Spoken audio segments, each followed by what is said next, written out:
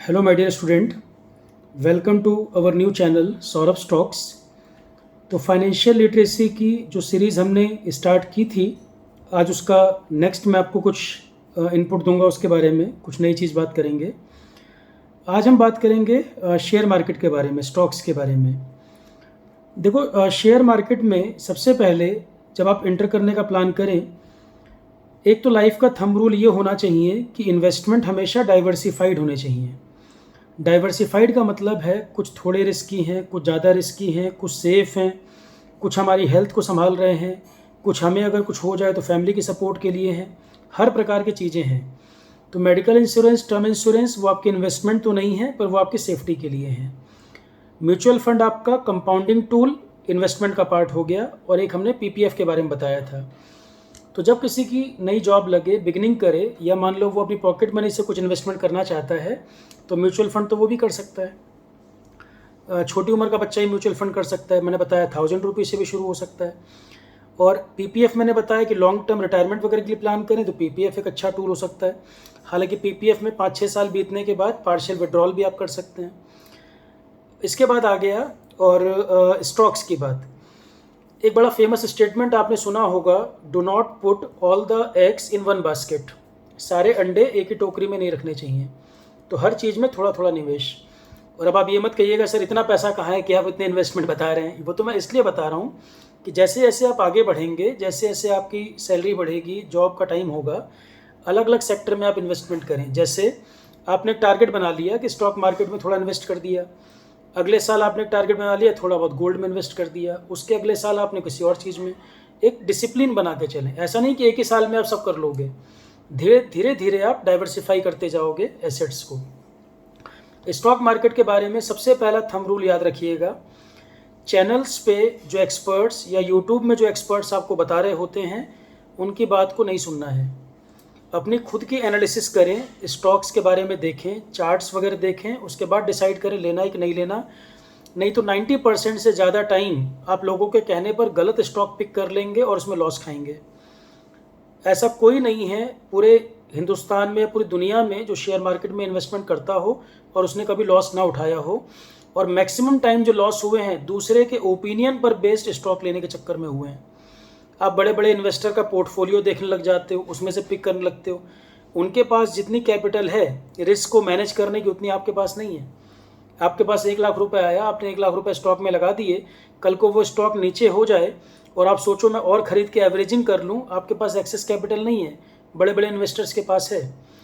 और stock market में manipulation वगैरह भी खूब चलता है जो आपको नहीं पता। इनसाइडर ट्रेडिंग, कंपनी के अंदर की जानकारी लोगों को होती है, किन स्टॉक को बढ़ाना घटाना, ये सब मार्केट में चलता है। और ये आज से नहीं, बहुत पहले से है। कई सारे स्कैम के बारे में आपने सुना भी होगा। मैं सिंपली आपको कहूँगा, जब आप स्टॉक मार्केट में एंटर करें, आप किस तरह सोचो। सबसे पहले आप सोचो कि कौन कौन सी सबसे स्टेबल कंपनी है। क्वालिटी सोचो और सस्टेनेबिलिटी, दो चीज़ पहले दिमाग में आनी चाहिए। क्वालिटी कंपनी हो और सस्टेनेबल हो। कि आपको क्या लगता है कि इंडिया अगर अगले 4-5 साल में $5 ट्रिलियन इकोनॉमी होगा, उसके बाद जल्दी ही 10 ट्रिलियन की तरफ हम बढ़ेंगे, one of the fastest growing economy हम है, इंडिया की स्टोरी फ्यूचर की बहुत अच्छी है, तो आपको कौन कौन सी कंपनी लगती हैं कि जो इंडिया में सबसे अच्छा परफॉर्म करेंगी? और यदि पूरे इंडिया की इकोनॉमी डूबेगी तब वो कंपनी डूबेंगी। जब आप स्टॉक मार्केट में एंटर कर रहे हो, आपको ABCD भी नहीं पता, तो आप किसी के कहने से क्यों ले रहे हो? आप चुपचाप बैठ के सोचो। भाई कोई भी ऐसी सोचता है कि सबसे स्ट्रॉन्ग कंपनीज आपको कौन नज़र आती हैं। हो सकता है उनमें आपको एनुअल प्रॉफिट कम आए, पर आपका पैसा डूबेगा नहीं, और प्रॉफिट थोड़ा भी आएगा वो सस्टेनेबल, स्टेबल रहेगा, कहने का मतलब। ठीक है। और लॉन्ग टर्म में आपको वो देता रहेगा। जैसे वॉरेन बफेट का आप थंब रूल सुनोगे, वो कहता है कि मैं एनुअली 20% प्रॉफिट पर ही काम करता हूँ बस। रातों रात स्टॉक डबल हो जाए, ट्रिपल हो जाए, मैं उस गेम में नहीं पड़ता। मैं 20% पे ही काम करता हूँ। 20% प्रॉफिट एनुअली मिल जाता है एवरेज। ठीक है कि आप 10 स्टॉक लोगे, 4 ऊपर होंगे, 4 नीचे होंगे, 1-2 एवरेज रहेंगे, नहीं परफॉर्म करेंगे, तो कुल मिला के पोर्टफोलियो इस तरह से कि 20% साल का अगर मिल रहा है, बहुत डिसेंट है। और आप 15% के ऊपर भी अगर जा रहे हैं तो भी डिसेंट है। FD आपको कुछ नहीं दे रहा, FD 8% के आसपास दे रहा सीनियर सिटीजन में, उससे तो अच्छा ही है 15-20% साल का। बहुत ज़्यादा ग्रीड ना रखें, ग्रीड कंट्रोल में रहे। आप मेरे से पूछो कि सर इंडिया में सबसे बड़ी कंपनीज, कि इंडियन इकोनॉमी ही सीधे जुड़ी हुई है, यदि उन कंपनी को कुछ हो गया तो इकोनॉमी कोलैप्स करने की नौबत आ जाती है। कि जो आपको लगता है सर वो कंपनियां बंद तो नहीं होंगी, क्योंकि पीछे कई कंपनियां ऐसी हैं जिन लोगों ने पैसा लगाया वो कंपनियां डूब गई। यस बैंक ले लो आप, सिंटेक्स इंडस्ट्रीज कंपनी आप देखो, एक आलोक इंडस्ट्रीज के नाम से कंपनी, ऐसे पचासों एग्जाम्पल, भूषण स्टील, उत्तम गैल्वा, बहुत एग्जाम्पल हैं इस तरीके के। और मशरूम वाली कंपनी भी मत लिया करो। मशरूम वाली कंपनी का मतलब सीज़न आया, उनके मतलब की गवर्नमेंट आ गई, या सीज़न के हिसाब से कंपनी बढ़ रही है पर लॉन्ग टर्म स्टोरी नहीं, गवर्नमेंट चेंज हो गई तो हालत ख़राब हो जाए। इस तरह की हाई रिस्क वाला वो भी गेम नहीं खेलना चाहिए। या तो उतनी कैपिटल आपके पास हो कि लॉस बियर करके आप एवरेजिंग कर पाओ। तो जो बिगिनर है उसके पास तो नहीं है, जिसके पास है वो ऐसा रिस्क ले सकता है। अब आप मेरे से कहोगे सर इंडिया में सबसे बड़ी कंपनीज, कि इंडिया की मार्केट अगर मतलब इकोनॉमी कोलैप्स हो तब वो कंपनी डूबेंगी, सबसे बड़ी कंपनी बताइए। आप एग्जाम्पल के तौर पे क्या सोचते हो? कोई भी सरकार आए, आपको लगता है कि रिलायंस की कंपनी अगले 10 साल में कहीं जाने वाली है? उल्टा बढ़ेगी ही। या कोई बिजनेस में इन्वॉल्व नहीं हो रहे हैं? बैंकों में एसबीआई क्या आपको लगता है कहीं जाने वाला है? प्राइवेट बैंक में अगर आप कहें तो आईसीआईसीआई बैंक अच्छा परफॉर्म कर रहा है। मैं ये नहीं बोल रहा हूँ आप इनको लो या मत लो, मैं आपसे ये कह रहा हूँ आप वैल्यू रिसर्च या मनी कंट्रोल वगैरह पे पहले सीखो, खुद से अपना एनालिसिस। किसी बहुत ज्ञानी पुरुष को नहीं सुनना, मेरी बात को भी नहीं मानना, खुद से एनालिसिस करनी है, अपना खुद का एक थंब रूल बनाना है। पर आप मानोगे नहीं, आप चैनल देख देख के, कुछ लोगों को सुन सुन के, उनका पोर्टफोलियो देख के आप स्टॉक लोगे। राकेश झुनझुनवाला का पोर्टफोलियो बड़ा ज़बरदस्त था तो उनके पोर्टफोलियो से आप स्टॉक पिक करोगे, पता लगा कि आधी कंपनियां डूब गई। आप उन चक्कर में मत पड़िएगा, आप खुद एनालिसिस करिए। रिलायंस, एसबीआई, आईसीआईसीआई, कुछ नाम मैंने बोले, आप इनके चार्ट देखो, मनी कंट्रोल और वैल्यू रिसर्च, मतलब कई सारी साइट है, मनी कंट्रोल पे आप चेक कर लो, अच्छी है वो। तो मनी कंट्रोल वगैरह पे आप देखोगे, आपको ट्रेंड पता चल जाएगा कि इन कंपनी ने एक साल में 3 ग्राफ देखना, 1 साल, 3 साल, 5 साल, 10 साल की जरूरत नहीं है, 1 साल, 3 साल, 5 साल, इनका क्या परफॉर्मेंस रहा आपको पता चल जाएगा। एक हिंट में अगर आपको बोलूँ तो ये कंपनियाँ जो इंडिया की ग्रोथ स्टोरी होगी, इनके बिना नहीं होगी। रिलायंस होगा, एसबीआई, आईसीआईसीआई, ये अच्छा परफॉर्म करेंगे। प्राइवेट में थोड़ा सा रिस्क ये रह जाता है भाई, प्राइवेट में कोई ऐसे स्कैम आ गया तो एकदम से न्यूज़ आई तो नीचे हो जाता है, ठीक है। पर फिर भी स्टॉक मार्केट में ये तो हमेशा रहता है, ये अप एंड डाउन चलते रहते हैं, आप इनको नहीं वो रोक सकते, ठीक है। तो कुछ पैसा, और मार्केट में उतना पैसा ही लगाएं जिससे आपको तुरंत 2-4 महीने में फ़र्क ना पड़े। अब जैसे आए दिन आप सुन रहे हो ले ऑफ्स चल रहे हैं दुनिया में, कई कंपनियों में दिक्कत निकाले जा रहे हैं, गूगल से, अमेजोन से, तो ये दिख रहा है साफ साफ कि रिसेशन की स्थिति बन रही है।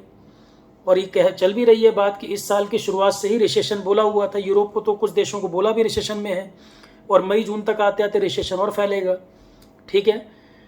तो ये टाइम होता है स्टॉक खरीदने का, और इकट्ठे नहीं खरीदना चाहिए। अगर आपको मान लो 50,000 रुपये लगाने हैं तो मैं आपसे कहूँगा हर 500-700 पॉइंट की गिरावट में 10% लगाओ, फिर 500-700 पॉइंट की गिरावट आए फिर 10% लगाओ। ग्रीड मत पालो कि सर आज गिरा था, मैंने आज 10% लगाया, कल 500 पॉइंट बढ़ गई मार्केट, मुझे तो मौका नहीं मिला, फिर मौका मिलेगा। तो जब 500-700 पॉइंट की गिरावट आए और तुम्हें जितने पैसे लगाने 10-10% करके लगाओ, क्या हड़बड़ी है, आराम से पूरा मौका मिलेगा। नहीं गिरेगा उतना ही लगा के छोड़ दो, किसी दूसरी चीज़ में लगा दो। दुनिया भर की कंपनी, दुनिया भर के स्टॉक्स अवेलेबल है, ठीक है। जैसे आप मेरा 1.5 साल पुराना वीडियो देखेंगे, फाइनेंशियल लिटरेसी पे बनाया था जो मैंने, उसमें कुछ स्टॉक बताए थे, और कुछ स्टॉक बताए थे उस समय जिन लोगों ने पैसा डाला था वो कितने गुना उन्होंने किया है। मैंने नाम भी रिकमेंड किए थे कि ये म्यूचुअल फंड और ये स्टॉक लगा सकते हैं, आप देख सकते हैं क्या परफॉर्मेंस था।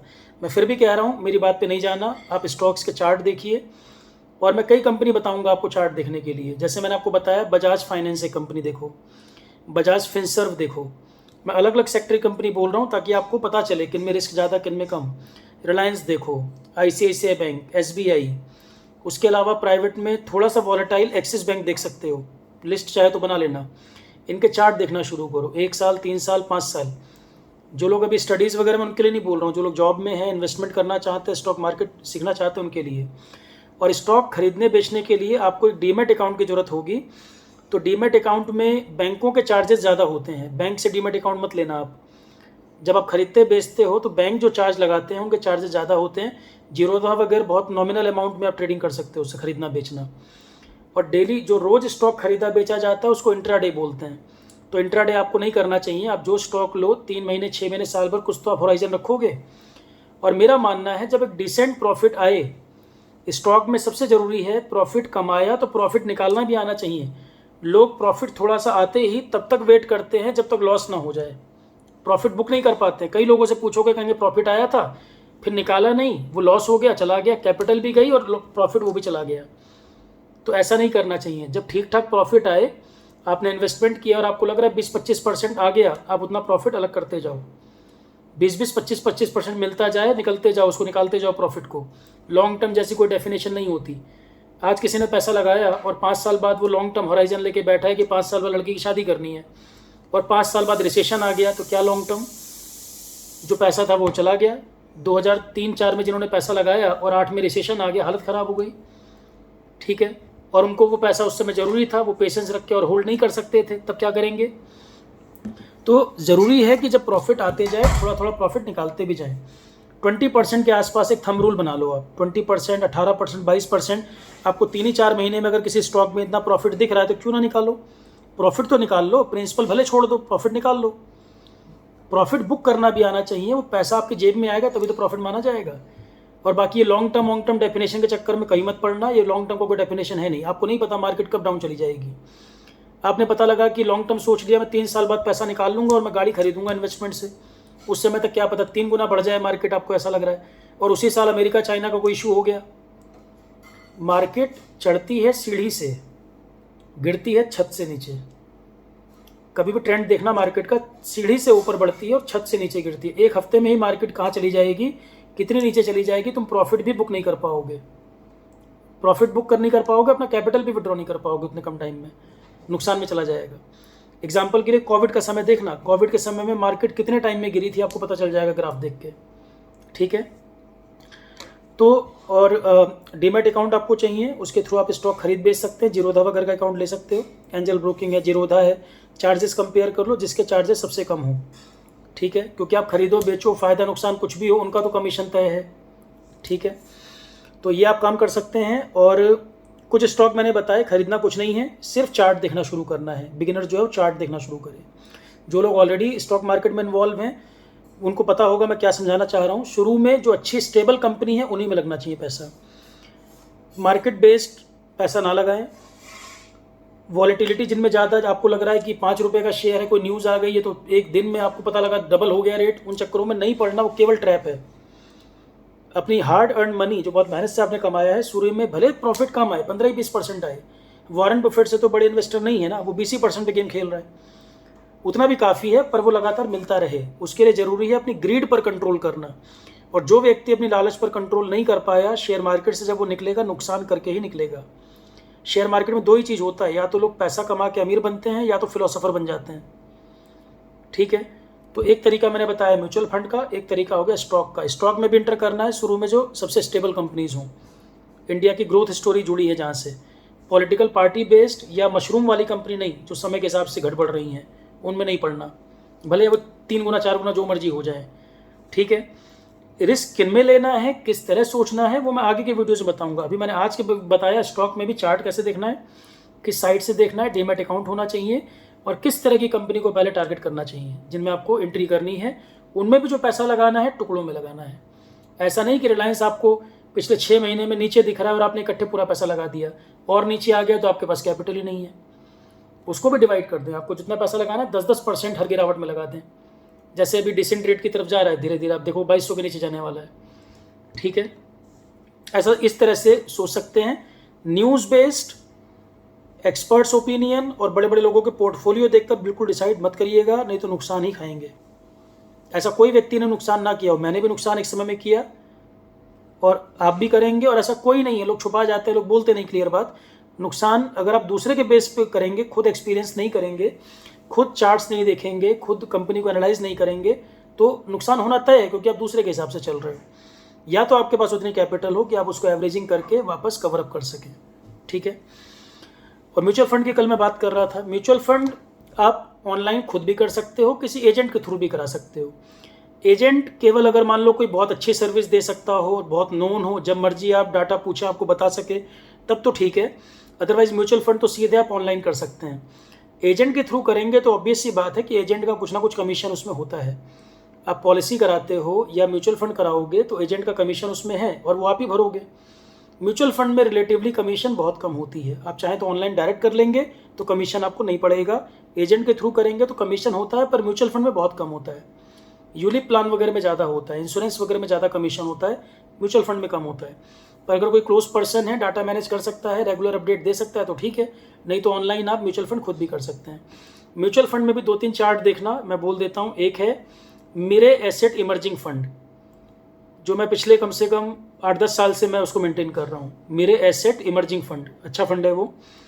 और एक चार्ट आप देखना SBI स्मॉल कैप। आज मैं केवल 2 ही बता रहा हूँ आपको, ज़्यादा नहीं बोल रहा हूँ कि आप परेशान हो।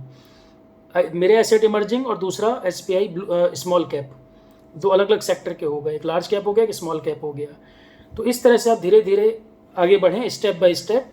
जब थोड़ी सी आपकी बेसिक हो जाएगी फिर हम डिटेल लेक्चर करेंगे, 40 मिनट 45 मिनट जैसे हम लेक्चर्स पढ़ते हैं उस तरह से फिर हम इसको डिस्कस करेंगे। Okay students, all the best.